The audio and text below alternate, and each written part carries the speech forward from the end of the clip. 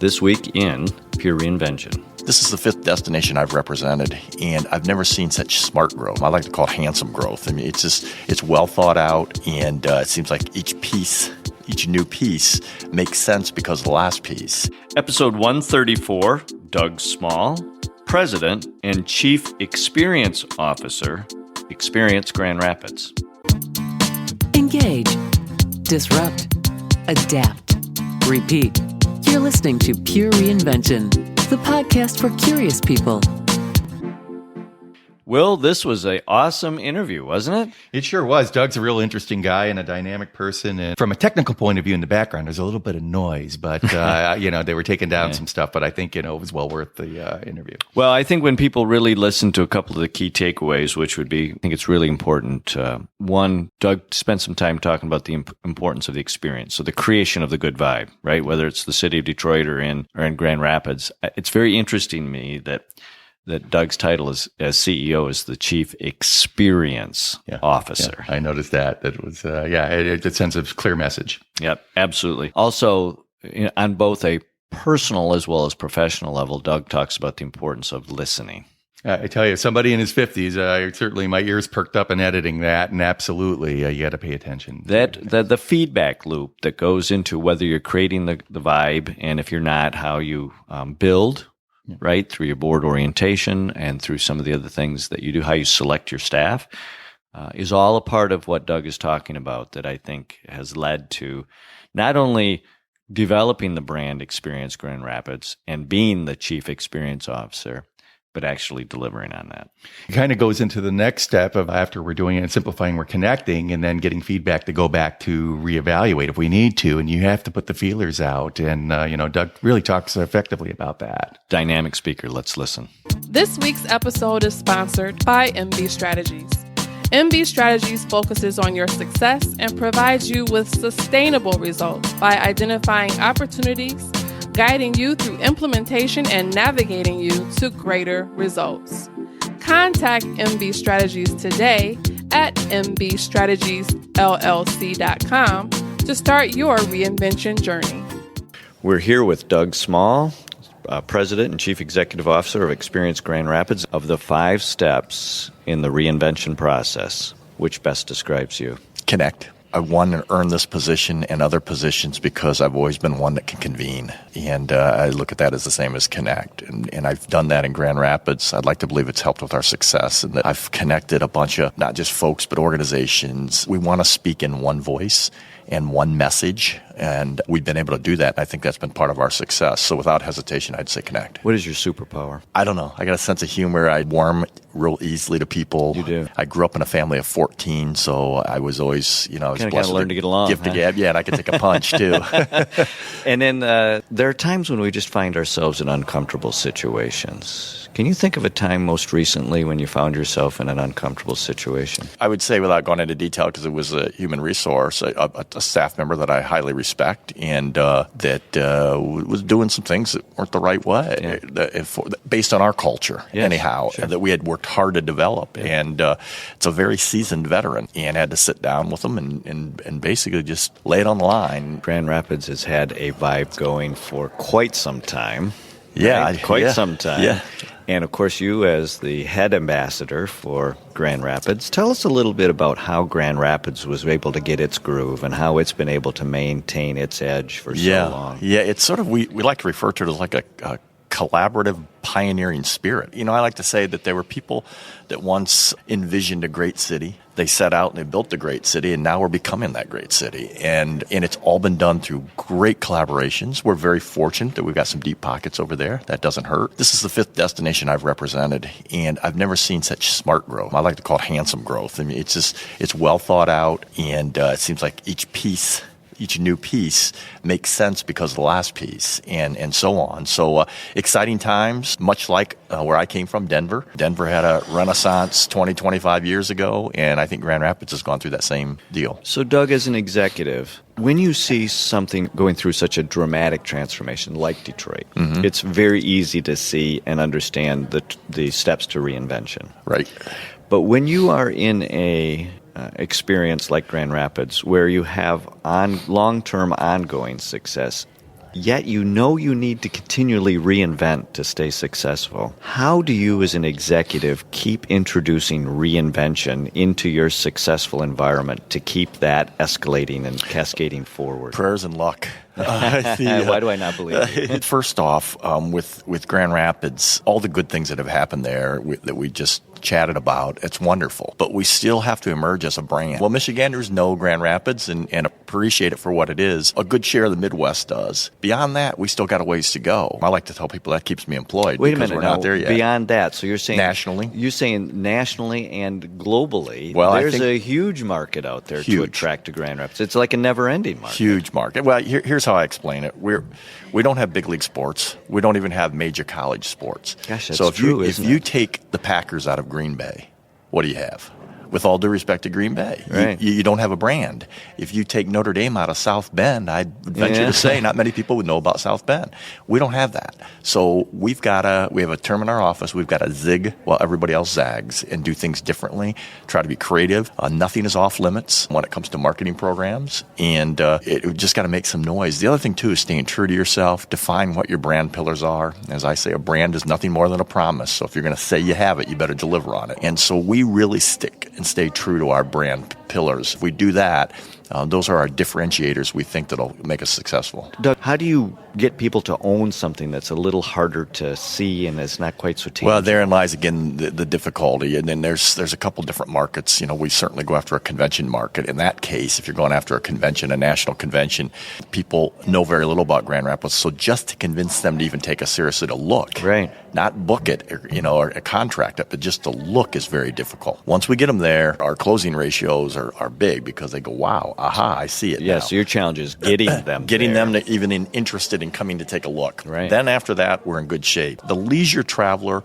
which is where we made our biggest strides and the reason our hotel occupancy has gone through the roof, is people are discovering us, especially the Chicagoland folks, that it's a city that you can come to, leave Chicago, not lose all your creature comforts that you're used to, a coffee house on every corner, a great restaurant scene, a live music scene, but yet you can slow your life down a little bit. So that's how we sort of sell that leisure thing. And then going back to the brand pillars again, there's certain things that make us different. Beer City, I always laugh that I finally got beer into my job. My mom's really proud of that one. But we can deliver on that and then some. Art and culture, outside of Minneapolis and Chicago, I would argue that it's as good as anywhere in the Midwest. So you've actually set the tone of expectation that you are going to grow as a brand and you are going to have these pillars. And how important is that for the lead executive to set that tone of we are going to grow? We may not always know how we're going to grow, but we are going to grow. It starts with building a culture and hiring, quite honestly. I mean, we've changed as an organization over the last several years in a good way. And, we always say that when we go to hire somebody, it's not the nuts and bolts, it's attitude, character, and enthusiasm. And I say, if you bring those three things to the table, then we're going to succeed in our mission. And we've developed a team that believes in that, believes in Grand Rapids, has that enthusiasm, that wonderful attitude. And then from there, it's just building programs of work and strategies. And I've also got I talk about staff, I've got an incredibly engaging and creative board of directors, too, that want to see us succeed. Well, and I think sometimes we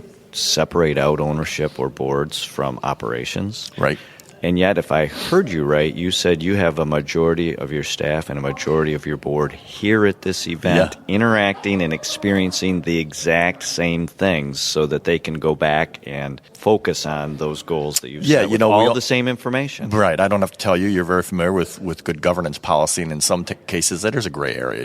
How much do you want to get them involved? Exactly. I made the decision to get them involved because as a growing destination, one that while our resources have grown substantially in order for us to do our job, still trails our competitive set quite a bit. So if our board understands, one, what we're up against, I've taken them to conventions where we're selling to a convention client. I want them to see the difficulty in what it takes to be able to market. They only become better. And it's, I've had other friends in the industry that do what I do in other cities go, God, I don't know if I could do that with my board. Almost like they don't want to expose it. Well, they don't want to make the commitment. It's like, I'm not sure I want to invite them into the house because then they stay. Yeah. First, going back to comprising a board, you get board members that buy into what their role is. Right. And through our board orientation, we're we spend a lot of time on that. What's the role of a board member and where do they stop? We built executive limitations for myself as well as what the board can and can't do, and we stick to those. And if I understand right, you have that documented. But we do. Yeah, it's all documented. And as a governance committee, our board governance committee is always referring to it to make sure everybody's doing what they do. But maybe part of it's fortunate because I have a board. But again, I go back to our governance committee and selecting board members that are going to buy into the way that we govern. And then I don't have any qualms about bringing them to events Well, what like I this. really like, too, is from what my understanding is, you've not only identified what that should be, but you have put it into writing. You've put it into a board manual, right? You have these documents so people can read it and they immediately know what the landscape is of expectation is. There's no gray areas. There is none. You don't tend to step on other people's toes if it's well understood where the difference in responsibilities are. It's all in writing, and as I mentioned with the board orientation, we go through a whole PowerPoint presentation and we reinforce it. Which, by the way, for a lot of executives who are listening to this, a board orientation is a critical piece to setting the right tone. Our new board members love it. They're astounded that we put that much effort into it. It used to be when I arrived there, I asked what they were doing for a board orientation, and it probably didn't exist. Not really. And it may be a conversation or two about what expectations are. We formalized it, and we have our entire leadership team as part of it, as well as the current chairman of the board who was there talking as a board member, and it's been received very, very well. Smart business. Not everything, though, is in the reinvention world goes smoothly. From a personal standpoint, you've dealt with some challenges. Yeah, those are a lot tougher than having to book room nights, that's for sure. Do you mind talking about it? No, not at all. In fact, speaking of keeping it in the industry, I suffered a major heart attack in a hotel room. And you're a young man. Yes, I was 53 when I had my heart attack. Relatively good shape. It's a silent killer. Everybody talks about it. It certainly is. And in my case, I'm very fortunate to be sitting here talking that I got good, fast help. But listen to your body, because I didn't and waited way too long to get help. Let's talk about that for a minute, because in almost anything that's headed towards a trauma, a business that's headed towards a trauma, a city that's headed towards a trauma, there are signals. There are. Mine were what I would call non-traditional. You're told that you're going to have pain on your left arm or shoulder and maybe even into your jaw. Mine was on the right side. Thinking back, it had been going on the right side for probably months. Oh, wow. But I thought what was happening was muscle-type fatigue. It wasn't pain. It was more of an ache, a dull ache. So I'd move around. I just got a new office chair.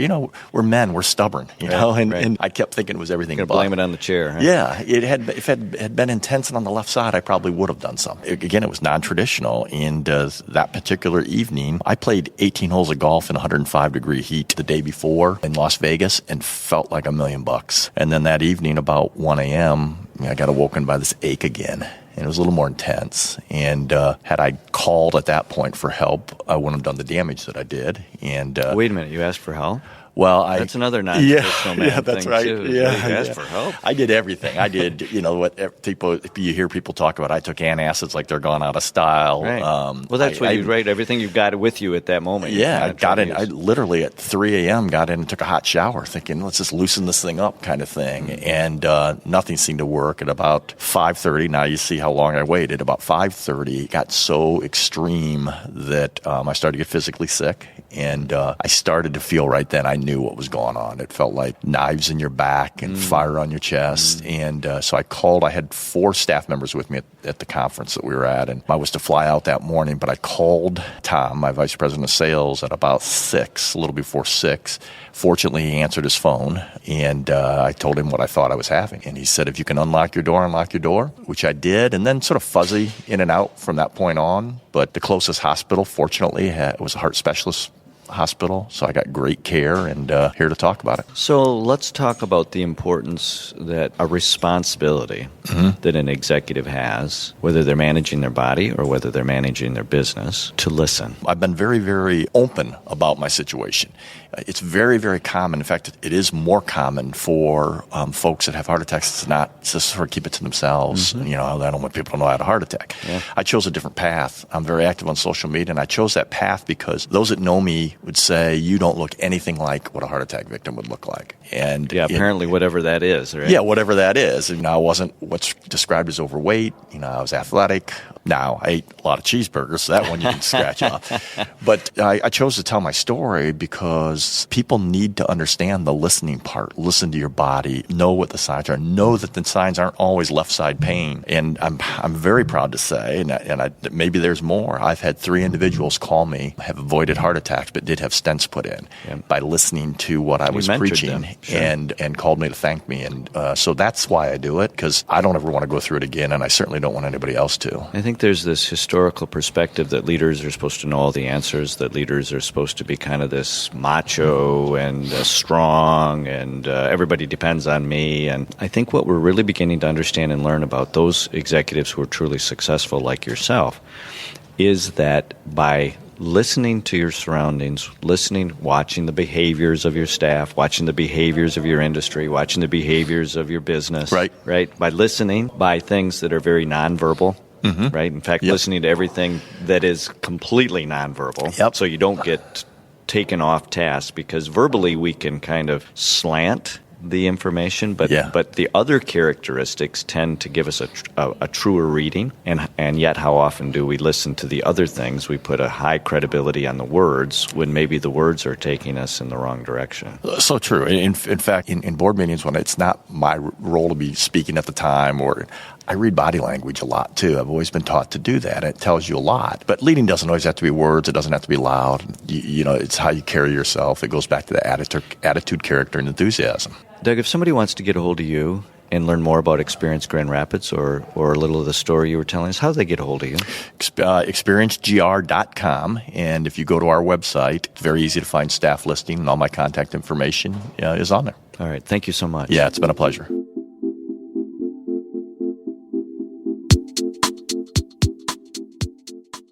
Well, Will, it's been a real pleasure to do the month of July, having you as the co-host and getting you into the mic. You have been extremely good to Peer Reinvention in terms of your technical leadership, and I would absolutely encourage anybody that wants to get into the podcast world to look up Will Power and Will Carlson and his expertise. It's just been a phenomenal difference maker for Peer Reinvention.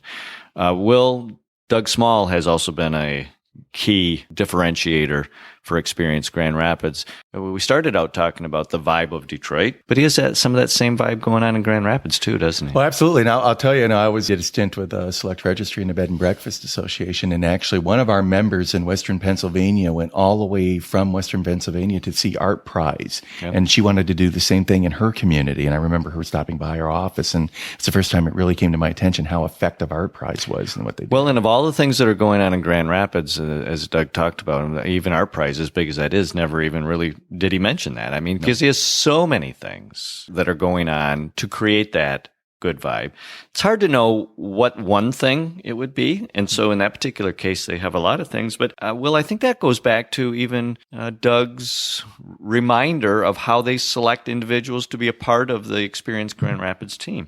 If you remember, he talked about we really select for attitude, character, and enthusiasm. Well, it gets down to the point of, the brand. The brand is more than simply a logo. It's simply more than a statement that we put on a billboard. If you want to be an effective brand, you've got to execute at all levels. Every person in your association, one form or another, has a role in marketing if you have a public face.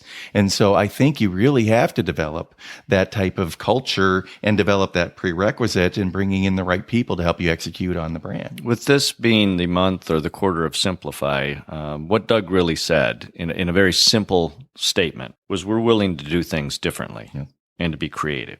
So if you leave it just at that statement, we're willing to do things differently, to be creative, then the result of that very simplified concept is Chief Experience Officer, Experience Grand Rapids, the way they select individuals and the expectation they have of their role, which is just what you said. But that comes because they are interested in doing things differently. They don't want to do them the same as everyone else. That's their key differentiator. He said a lot of that arose because Grand Rapids doesn't have, a major sports team. And so they kind of had to improvise. So I would think the Grand Rapids Griffins fans might disagree with that, but, which just won the Calder Cup, by the way. The thing was, it's like a disruption to them that they had to react. And to be honest, I think it's a blessing in disguise because you find so many major markets that just, use that as a crutch. Right. And we talked about that with the CVBs and how that's kind of a crutch. And that's what we do is we show them the sports team, this sports team. All the major markets had those sports teams. And as an executive, who wants to run a conference and take something somewhere, I need something a little bit more different than that. I think one of the really great opportunities to understand your uniqueness is to not have something and to really force yourself to dig deep to understand what that was. Jim Knight this month told us about the Rolling Stones and their unique run, even though they hadn't had a hit record for quite some time. Since 1989, right? yes. But they were able to focus on the experience. Doug Small in Grand Rapids is focusing on the experience. The question becomes, well, how deep do you drive that understanding of the experience? Is that just to the executive? Does that the executive and their staff? And what we learned too is Doug has taken that even to a whole new level by incorporating their board. A majority of their board attended Michigan Lodging and Tourism Association's conference so that everybody could experience the same things and everybody could be a part of the same team. Yeah, how he was describing his governance process was music to my ears. And I know you and I have a lot of conversations on governance process and association over the years and, how everything is simplified and it's all brought, the executive limitations, everything's well documented, but it's also, the training, it's almost unheard of in a lot of associations and groups actually have board training. So people are going in there and it's simplifying. If you look at it, it is. Absolutely. It's simplifying the process. As a board member, you often go in and it's like, nobody tells me what to do. So I'm going to gravitate towards the budget and look at the $10 line item or whatever. Right. They can get through a lot of the grief and a lot of things inherent and the conflict inherent with that process by really simplifying and training people before the outset. Well, the simplified concept with that is if we put the work up front to have a major board orientation, we create a lot less conflict downstream. And I'd be willing to bet that the board member is going to feel more reward because they feel more productive because their time is being spent in something that is furthering the goals of the association rather than in conflict with the CEO.